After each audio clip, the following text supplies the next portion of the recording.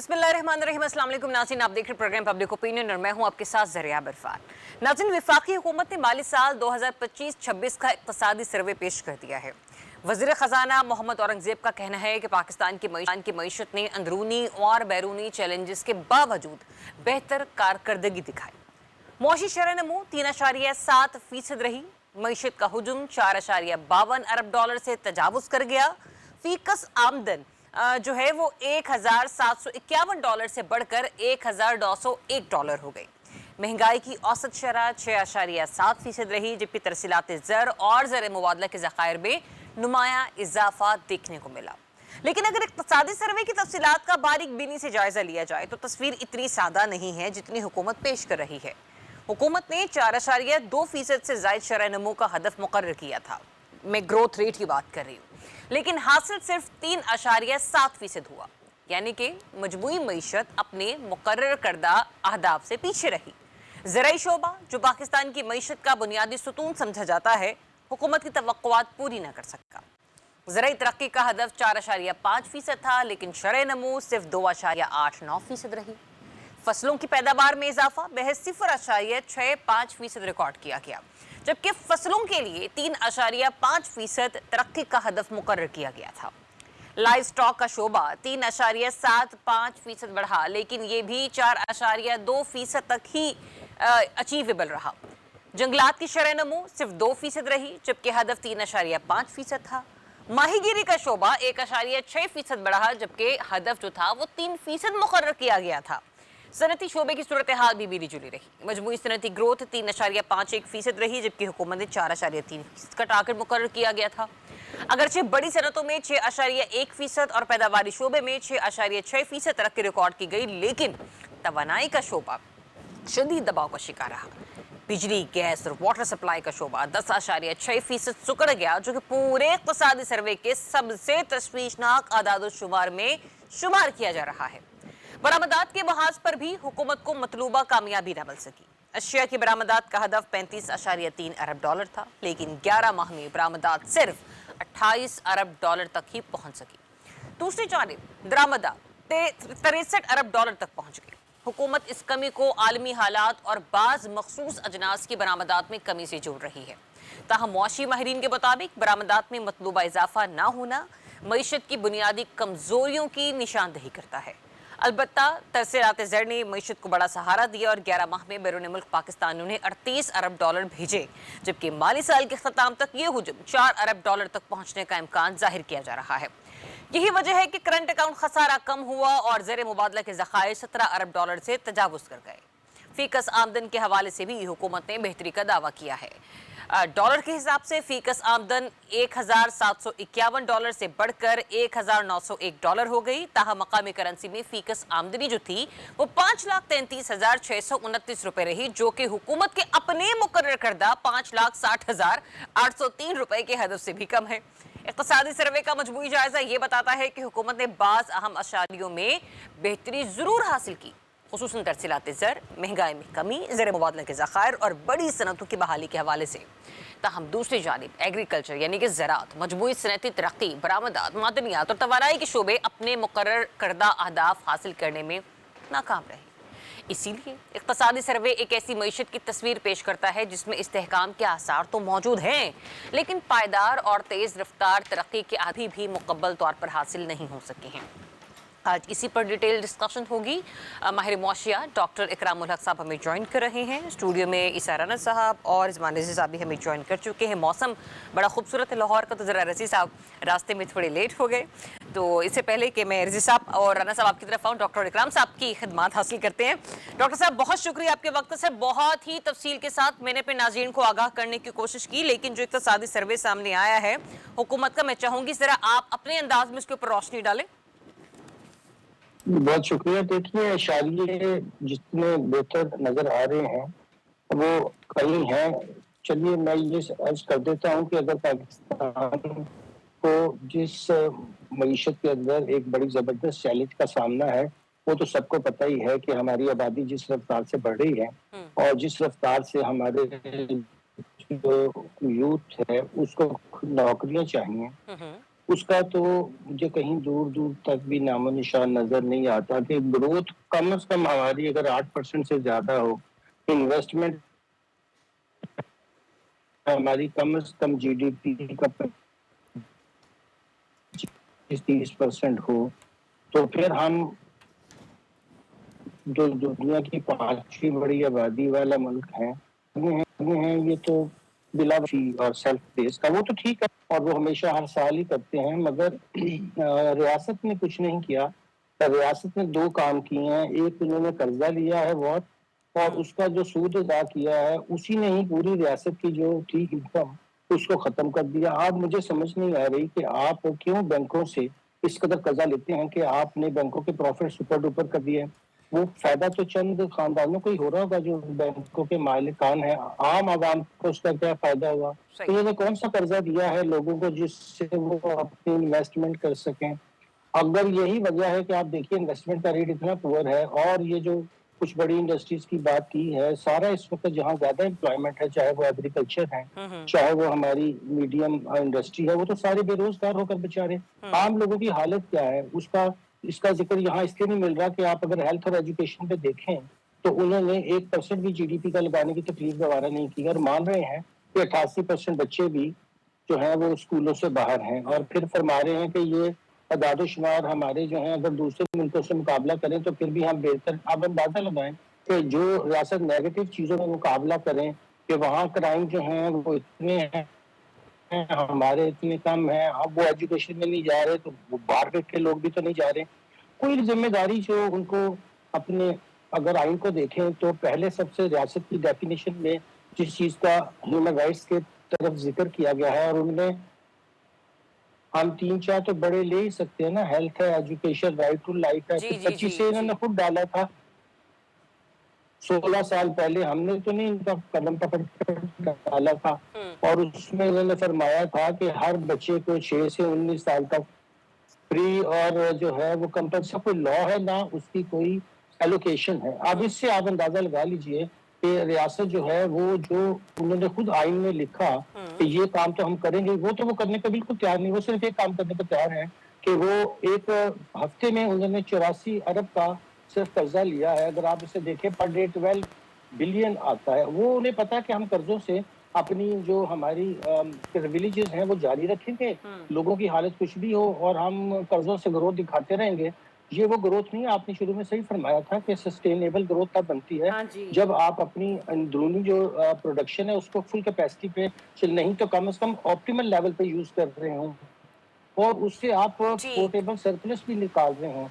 अब मैं यहाँ रुकता हूँ। मेरा ख्याल है कि हमें कोई चीज सेलिब्रेट करने वाली नहीं है, बस ये कह सकते हैं कि चलिए बहुत भाई के हम दहाने पर नहीं गए तो हमने अपने आप को किसी हद तक स्टेबलाइज ठीक है। किया। इतना मैं ठीक, चलें, जो आपने एक जुमला गवर्नमेंट बोला को ना, देने को नथिंग इज तैयार टू सेलिब्रेट, मैं रज़ी साहब से भी इस बारे में जान लेती हूँ। रज़ी साहब, आप तो माशाल्लाह बहुत सारी हुकूमतों में बजट को रिपोर्ट भी करते आए हैं, कवर भी करते आए हैं। आज तो इक़्तिसादी सर्वे के हवाले से साथ साथ आपके तज्ज़िये भी चल रहे थे। मुझे ये बताइए कि जो ग्रोथ रेट था हुकूमत की तरफ से 2025-26 का, वो उन्होंने टारगेट रखा था सिर्फ 4.2% का, लेकिन वो अपना ही रखा गया टारगेट जो है वो अचीव नहीं कर सकी और जो अब अशारिये आए वो आए 3.7% के।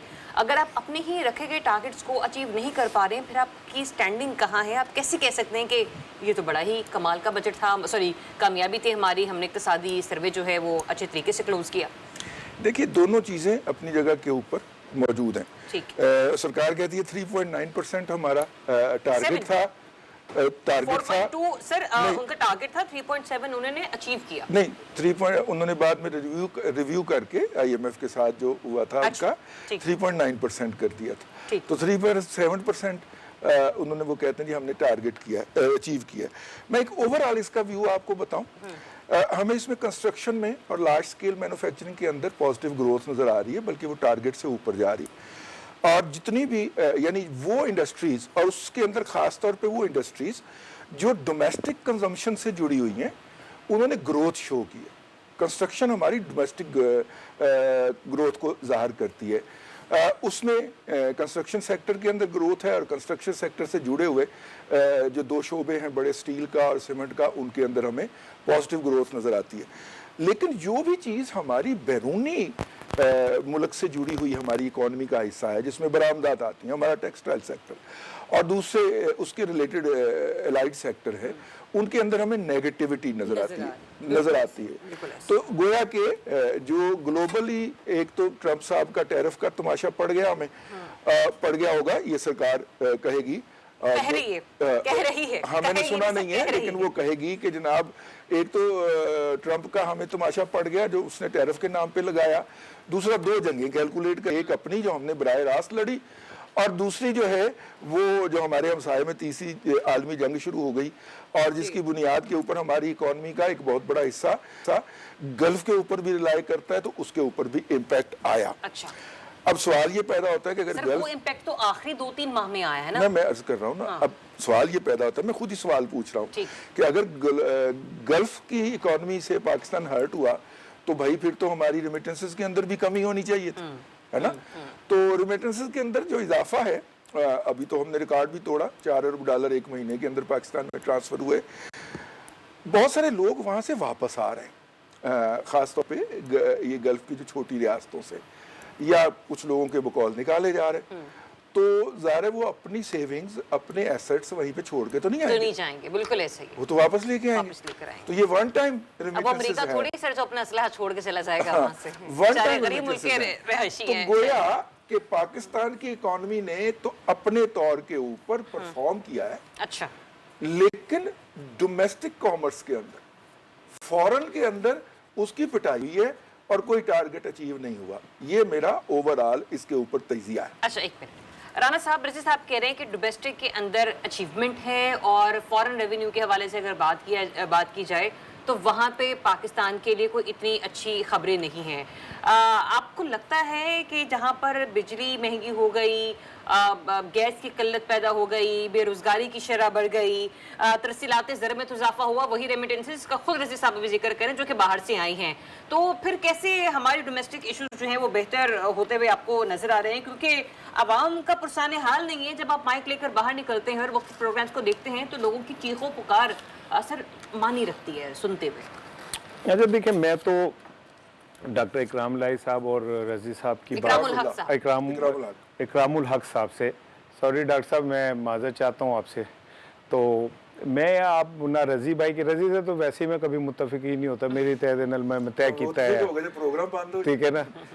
तो देखिए ये बेहतरीन एक बजट है और अल्हम्दुलिल्लाह इस साल एक के अंदर हमने, ये बजट नहीं आया अभी वो जो बजट का ये आगाज ही है ना, जैसे रजी साहब आपको इतला आती है कि आपकी तनख्वाह आ गई तो अभी अकाउंट में गई होती है, आपने कैश नहीं कराई होती, आप कहते तनख्वाह आ गई है, तो इसी तरह जब ये आके आपको इक्तिसादी सर्वे पेश कर देते तो इसका मतलब होता है बजट आ गया, उसी में से पेश कर रहे होते सर्वे ये।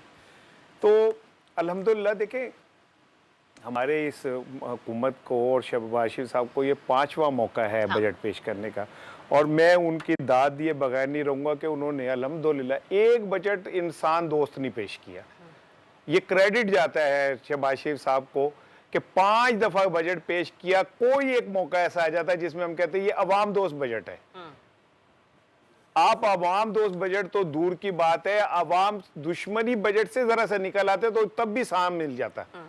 आज देखें कि सूरत हाल ये है कि कोई 350 करोड़ बच्चे स्कूल से बाहर हैं, खुद एतराफ़ कर रही है, ठीक है, ये खुद एतराफ़ कर रहे हैं कि हम तारीख के बुलंद तरीन कर्जे लेके बैठे हुए हैं, खुद एतराफ़ कर रहे हैं कि हमारी मईशत जो है वो तबाह हाल हो चुकी है, बिजली, घी, पेट्रोल, आटा, घी, चीनी, दालें जो किसी भी रियासत का बुनियादी जुज़्व है किसी अवाम के खाने का, वो आज उनकी पहुंच से दूर हैं, ठीक है। उसके बाद आपने फीकस आमदनी जो है वो बताई पता नहीं $1900, 1910 उसे मैंने कैलकुलेट किया है तो कोई पता नहीं 5.5 लाख बनती है, और 12 चौक 48 40,000 रुपए जो है पर मंथ जो है वो 40,000 को 42,000। ये बिल्कुल ऐसे है कि जैसे इसार राना की और मियां मंशा की इनकम जमा करके उसे सबको बराबर कर दे, उसे 2 पे तकसीम कर दिया जाए और पर कैपिटा इनकम निकाल, अब देखे ना कितनी बारीक रजी साहब ने बात की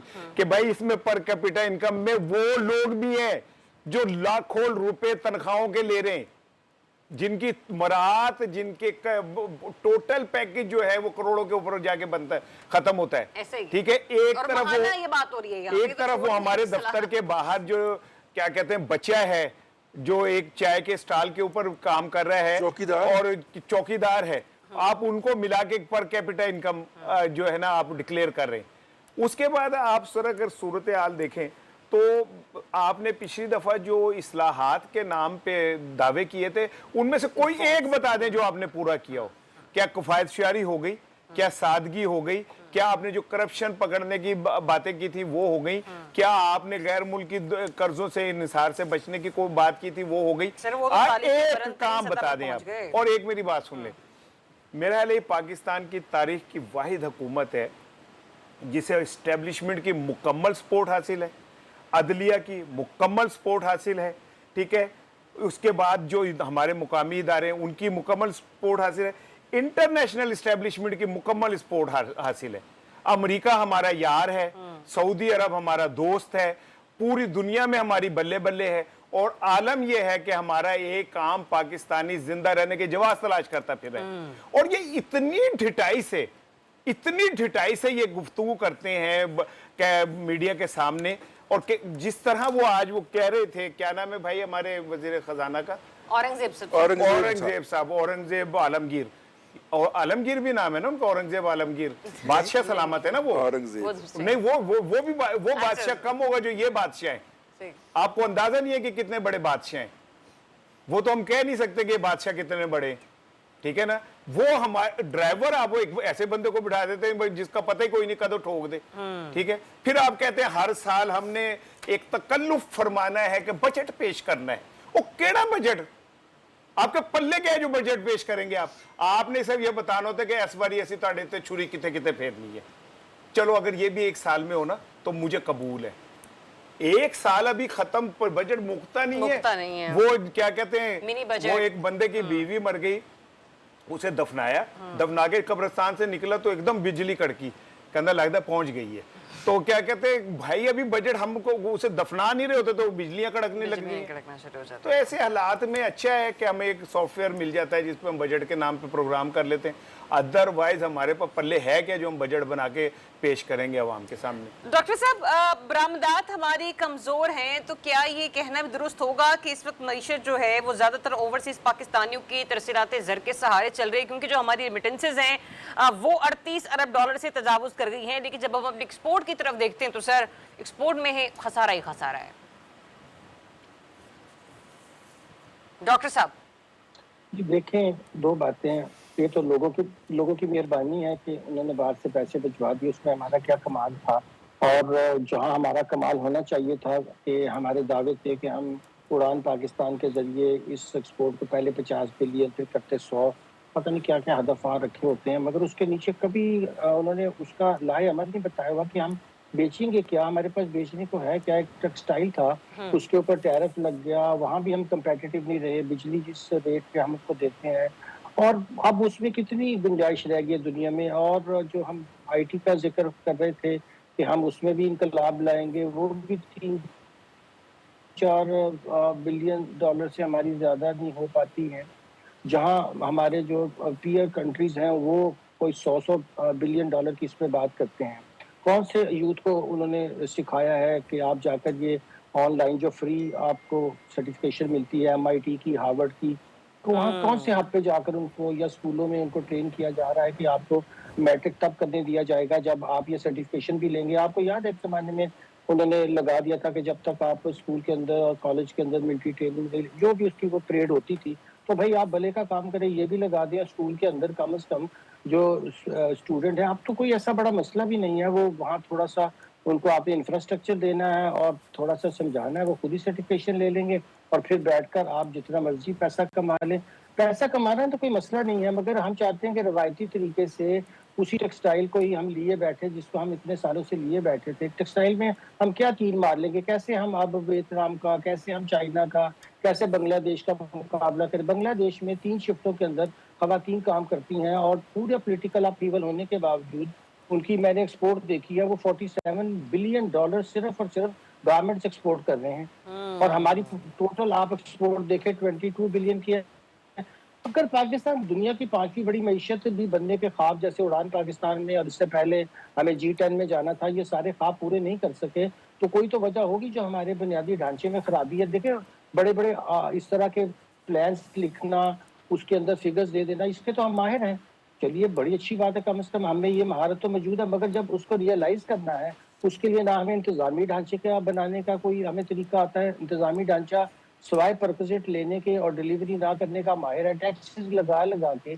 अगर इसमें सिर्फ आप पब्लिक फाइनेंस का ही चैप्टर देख लें, पब्लिक डेट का चैप्टर तो खैर थोड़ा सा जिक्र भी हो गया कि पब्लिक फाइनेंस का ये चैप्टर बता रहा है कि हमने इतना दबा के टैक्स लगाया है जी, कि हमने जी। टेक्सटाइल को भी तबाह किया करने, पूरी इंडस्ट्री को तबाह किया हमने। हाँ जी। अब बताइए, जहां 60% टैक्स लगाएंगे आप, तो क्या वो जो हमारी एक दो बड़ी टेक्सटाइल हैं जो $500 मिलियन से ज्यादा लेके आती हैं, वो चल सकेंगी? आप अब हम चाह रहे हैं कि 70% लोगों से टैक्स भी लें और फिर उम्मीद करें कि वो जॉब भी क्रिएट करेंगे, एक्सपेंशन भी करेंगे और लोगों को नौकरियां भी देंगे। भाई प्राइवेट सेक्टर जरूर उसके ऊपर जिम्मेदारी होती है कि वो ये काम करे, मगर प्राइवेट सेक्टर को जो हालात हैं, जो एटमॉस्फेयर है, जो उसको अनेबलिंग एनवायरनमेंट चाहिए, वो कौन देगा?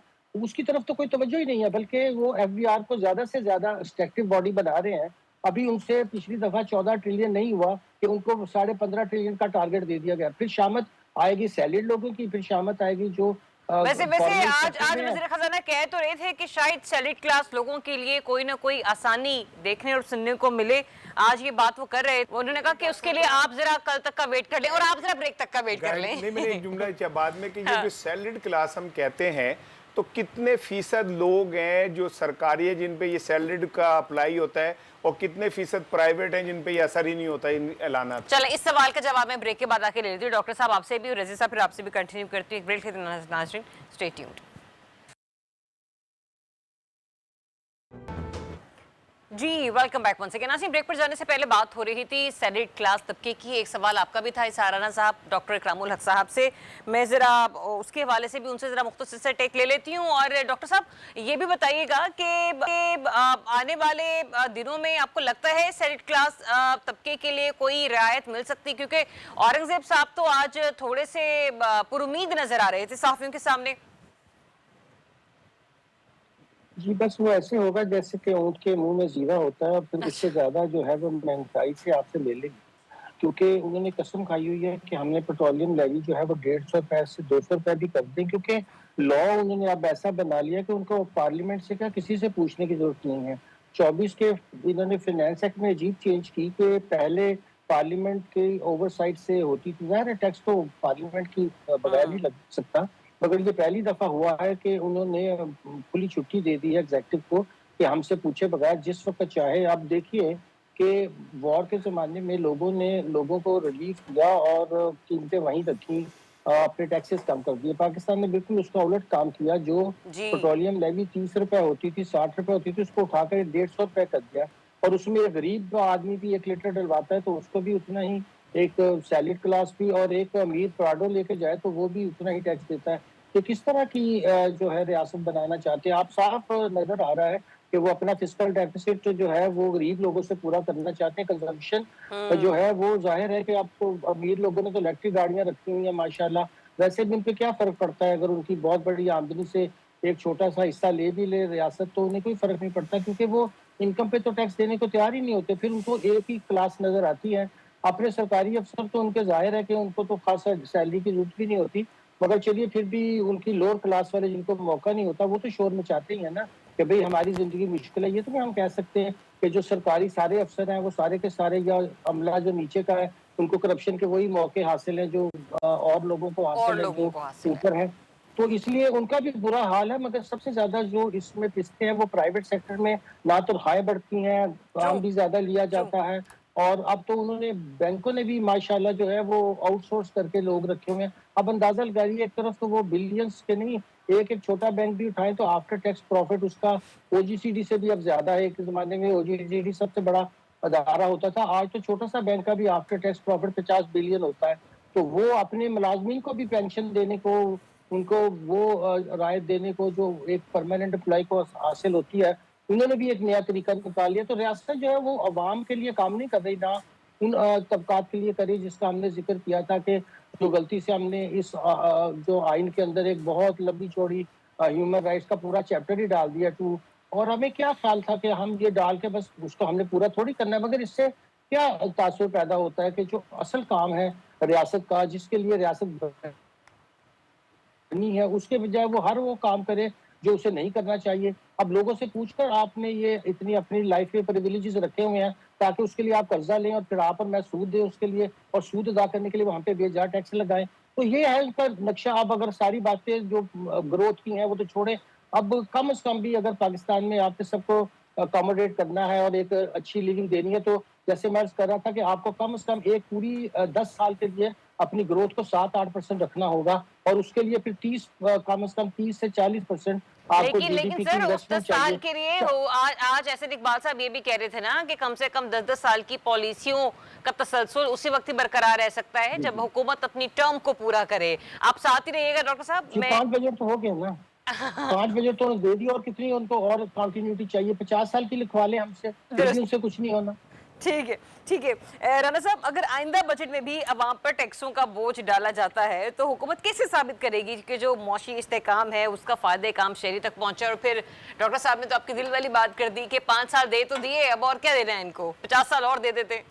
वो वैसे ही साबित करेंगे जैसे 8 फरवरी को साबित कर दिया उन्होंने कि हम जीते हुए। ये कौन सी बात है पाकिस्तान में किसी चीज़ को साबित करना?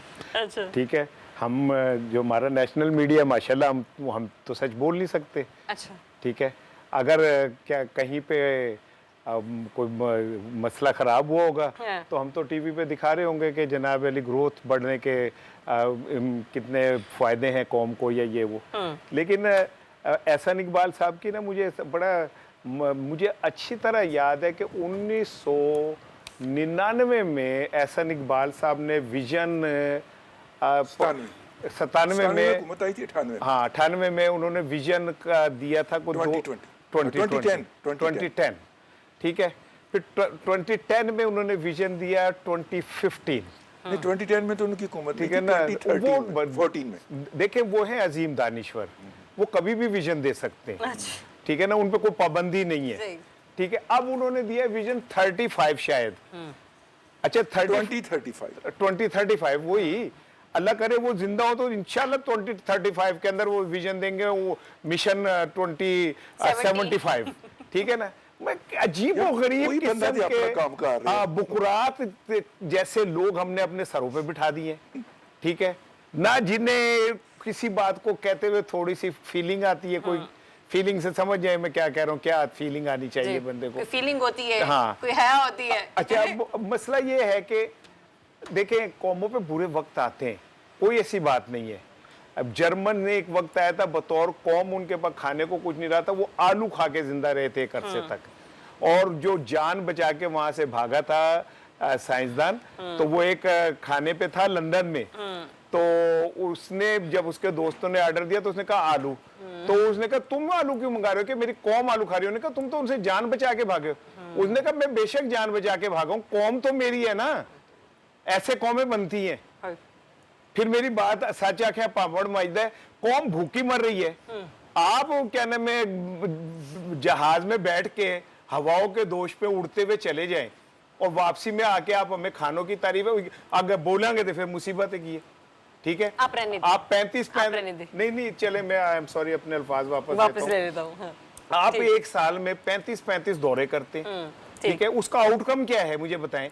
मैं वजीर आजम साहब की बात कर रहा हूँ, आप पता नहीं कहाँ चले गए, मैं वजीर आजम साहब की बात कर रहा था कि उनके 35 दौरे उन्होंने उसमें क्या खटा, बारी बरसी खटने गया थे खट के ले आंदे पता नहीं की, पता नहीं कि इनसे पूछ लेते ना रसी साहब क्या खटा, मुझे ये बता दीजिए। और 5 साल बाद जो है वो पाकिस्तानी अवाम ने क्या खटा जिससे ये जो हुकूमत है वो अपनी मौशी कारकर्दगी की कामयाबी करार दे सके? ये सवाल आपके लिए भी है, डॉक्टर साहब के लिए भी, राणा साहब के लिए भी। मैं ब्रेक के बाद इस सवाल को कंटिन्यू करूंगी। तो अभी मैं बोलूं कि आप तो बोले 5 साल तो नहीं, आप 5वां बजट तो उनके गले पड़ा था जो उन्होंने दिया था अप्रैल में, चूंकि नो कॉन्फिडेंस हो गया था ना। अच्छा। तो जून का बजट इनको पेश करना पड़ गया था। देखिए ये जो है ना, ये जेलस आदमी है, यानी बजट के ऊपर इतने खुश हैं ये इसार राणा साहब। आपने ये काला कोट क्यों ये सफेद कपड़े पहन आप मुझे बताया आपने काला कोट क्यों पहना? चले मैं तो अमन का पैगंबर हूँ, मैंने तो अमन का झंडा मैं काला कोट इसलिए पहन के आया हूँ कि इस बजट में अवाम के लिए कोई अच्छी खबर नहीं है। तो मैं तो हालत सोग में हूँ भाई। वाह, अब आए ना, अब आए, अब अब आप बताइए, आप बजट क्यों सेलिब्रेट कर रहे नहीं, हैं? मैंने सफेद पहना है, सफेद नहीं, ऑफ अमन का, ग्रे अमन का नहीं, निशान। ऑफ वाइट कलर पहना। आ जाइए, देखिए हमारे पास सरकार को या हुकूमत के पास अवाम को बेचने का तरीका सौदा क्या है? आपने पूछा ना कि बारी बरसी खट्टन गया थे, खट के ले आया की, ठीक है ना? वो मैं दसने लगा हूं। अगले महीने हमारे खुशहाल कजन आ रहे हैं MBS साहब पाकिस्तान के दौरे पे। एक दौरा, एक जहाज के अंदर, वो जो टोपी वाला जहाज होता है 747, उसमें उनके वुज़रा की टीम होगी और एक जहाज में वो खुद तशरीफ फरमा होंगे और वो देखिएगा सारी जेबों के अंदर उन्होंने रियाल भरे होंगे और लहरें बहरे हो जाएंगी। अच्छा, आप जैसे लोगों के मुंह के अंदर वो रियाल ठोक के जाएंगे। ये ग्रीन इनिशिएटिव की तरह। ये मैं आपको खबर दे रहा हूँ कि भाईजान आ रहे हैं। इस वक्त सरकार की सारी उम्मीदें जो है वो MBS भाईजान पे लगी हुई हैं। मैंने एक साहब जब मुझे ये खबर दे रहे थे, मैं उनकी तरफ देख के मेरा हासा छूट गया ना। अच्छा। तो कहते ला, पहले उन्होंने वो UAE वाले मसले के अंदर आपको भाई ने रेस्क्यू नहीं किया, तो भाई आपको फिर रेस्क्यू करने आ रहे हैं, इसलिए आप तैयारी पकड़े और उससे पहले अपना जो है ना वो मामला सीधा कर ले। एक तो ये बात होगी। देखिए दूसरी बात ये है कि 18वीं तरमीम के बाद ना बेड़ा ही गर्क हो गया बजट ट्रांसमिशन का। मैंने उससे पहले भी बजट ट्रांसमिशन किए हैं जी, अच्छा। और उसके बाद भी किए हैं। यानी 18वीं तरमीम के बाद वफाक के पास अवाम को देने के लिए तो कुछ है नहीं। अवाम को मिलना होता है हेल्थ एंड एजुकेशन के अंदर से, और हेल्थ एंड एजुकेशन, सीवरेज और ये सारी चीज़ें, वाटर वगैरह की सप्लाई, ये सारी चीज़ें हमने उठा के दे दी सूबों को। रिलीफ उस बजट में आना है। इस बजट में तो बदखबरियां ही आनी है, इसलिए मैं काला कोट पहन के आया। इस बजट के अंदर बदखबरियां होती हैं और 2012 से मैं देख रहा हूं कि हमने हर बजट ट्रांसमिशन के अंदर चमोटा निकाला होता है। वफाक के पास कुछ बचता ही नहीं है कि वो आवाम के लिए किसी रिलीफ का बात करे, मां सवाए कि वो बेनजीर इनकम सपोर्ट फंड के अंदर भिकारी बनाने के लिए पैसे बढ़ा दे कि लो भाई लांचों में भर के दुबई ले जाओ। दुबई जिथे अपनी जंग लगी हुई है, अंदाजा करे। बेनजीर इनकम सपोर्ट प्रोग्राम का दुबई के लांचों से क्या नहीं, मतलब कि बेनजीर इनकम सपोर्ट फंड का जिस तरह का डाटा है, वो अरबों को जरूरत है उन पैसों की, क्या पता, तो समझ नहीं आई मुझे बात। अच्छा चलिए, आप ना ही समझे तो अच्छा है। मतलब हम बेनजीर इनकम सपोर्ट फंड के अंदर भिखारी पैदा करने के लिए पैसे बढ़ा रहे हैं। चीन ने हमें कहा कि हम आपके 5 लाख लोग ट्रेंड कर देते हैं, ठीक है, उसके ऊपर MOU भी हो गया, एग्रीमेंट भी हो गया, लेकिन वो प्रोग्राम हम पूरे पाकिस्तान में इसलिए नहीं चला पाए कि हमारे पास उस लेवल के इंस्टीट्यूट ही नहीं है, क्लास रूम्स ही नहीं है जहाँ पे आके चीन से इंस्ट्रक्टर पढ़ा सकें। उसके लिए हमारे पास एक आना नहीं है वो क्लासरूम्स बनाने के लिए जहां से लोग सेल्फ एम्प्लॉयड होकर निकलेंगे। हाँ, बेनजीर इनकम सपोर्ट फंड के अंदर हमने जरूर मेरे ख्याल 42 अरब का या 22 अरब रुपए का इजाफा कर दिया। चले यहीं पे बात को मैं रुकूंगी, मुझे कुछ नाज़रीन स्टे ट्यून्ड।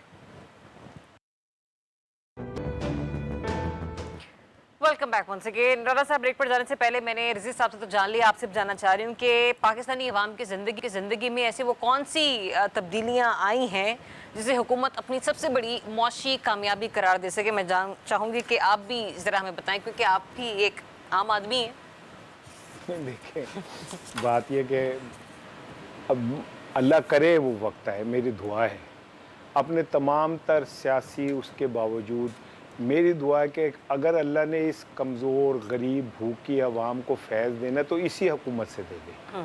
हमें कोई किसी चेहरे और नाम के से मतलब नहीं है। हमें तो ये मेरे बाप ने जब वो लाशों के अंदर अपने आप को बचा के ट्रेन में बैठ के मेरी माँ को लेके आया था इंडिया से, तो ये ख्वाब देख के लेके आया था कि मैं एक ऐसे मुल्क में जा रहा हूँ जहाँ मेरे बच्चों को इज़्ज़त के साथ सर उठा के ज़िंदगी गुजारने का मौका मिलेगा। मुझे तो इस मट्टी के साथ कमिटमेंट है यार। तो मैं तो ये झोली फैला के, लाइव ये झोली फैला के दुआ कर रहा हूँ कि शहबाज शरीफ ही के ज़रिए यार इसका मखलूक को कोई सुकून मिल जाए। लेकिन मुझे बड़ा दुख से कहना पड़ता है कि हमारे जो शायद लोग हैं जिनके हाथों में सब चीज़ें होती हैं, हमारी तरजीह शायद अवाम है ही नहीं। हमारे लोग गरीब आदमी, पीपल्स पार्टी, नून लीग हर दफ़ा इस बात पे लड़ते हैं कि ये पैसों का रफड़ है। ये कभी आपने इन दोनों को या इवन PTI के जो ये लीडरशिप है इन्हें देखा है कि इन्होंने अवाम के मसले पे इकट्ठे हुए हों? कि यार बिजली बहुत महंगी हो गई, आटा बहुत महंगा हो गया, घी बहुत महंगा हो गया। खुदा की कसम रियासतें अवाम के नाम पे होती हैं, मैं कसम खा के कह रहा हूं। और जो लोग अवाम का ख्याल नहीं करते ना, मैं फिर आगे से बदुआई दूंगा, बाबा बूटा गाला नहीं कटेगा तो और की करेगा। एक तब्दीली ये मैंने देखी है कि 30 साल पहले जो इजहार राना ब्रांडेड सूट पहना करता था, आज टी शर्ट पे आ गए। और टी शर्ट भी 22 साल पुरानी है, ये बंदा 22 साल से ये शर्ट पहन रहा, ठीक है। और खाकसार लंडे से काला कोट उठा के लाया है। ए तब्दीली आई है 30 साल में। मैं टेलर मेड पहनने वाला आदमी हूँ, लेकिन उस वक्त जब ये ब्रांडेड पहना करता था, इंपोर्टेड, मैं टेलर मेड पहना करता था। ये तब्दीली है जी। चले नाज़िर, fingers crossed, hope for the best. We just hope कि कल कोई ऐसा बजट पेश करे ये हुकूमत कि जो अवाम दोस्त बजट हो। मैं ये नहीं कहती कि मुकम्मल बजट ही अवाम दोस्त होगा, लेकिन कहीं ना कहीं आम आदमी के लिए रिलीफ होना बहुत ज़रूरी होता चला जा रहा है। इजाज़त दीजिए, अपना बहुत सा ख्याल रखिए। अल्लाह हाफ़िज़।